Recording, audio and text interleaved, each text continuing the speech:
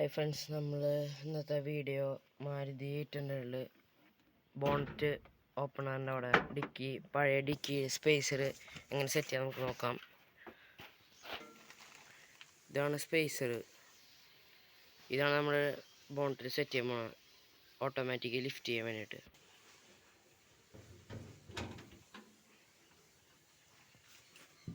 എങ്ങനെ സെറ്റ് ചെയ്യുന്നത് ഞാൻ കാണിച്ചു. നമുക്ക് നോർമലി വരുന്നത് ഈ റാഡ് വെച്ചിട്ട് സ്റ്റോപ്പ് ചെയ്ത് നിർത്തുന്നത്. ഞാനിതിലെങ്ങനെ അതിൻ്റെ ക്ലാമ്പ് സെറ്റ് ചെയ്ത് കാണിച്ചു തരാം.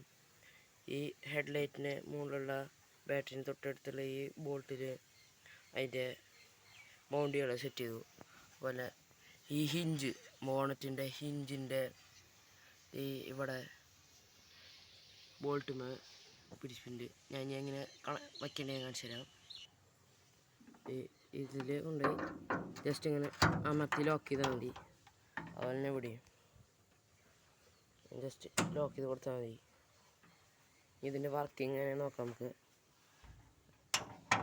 കമ്പനി കൊടുത്ത റാഡ് നമുക്ക് മാറ്റിയിട്ട് അതുമ്പോൾ ജസ്റ്റ് ഹോൾഡ് ചെയ്ത് നോക്കാം.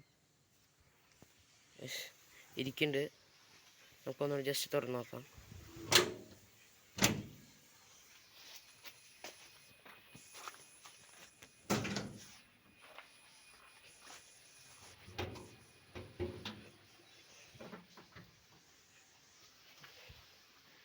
ഇതാണ് നമ്മൾ ഇന്നത്തെ വർക്ക്. ഈ സ്പേസർ പഴയ ഓൾട്ടോ കേട്ടിൽ നിന്ന് റീപ്ലേസ് ചെയ്തപ്പോൾ എടുത്തതാണ്. ആ സ്പേസറാണ് ഇത്.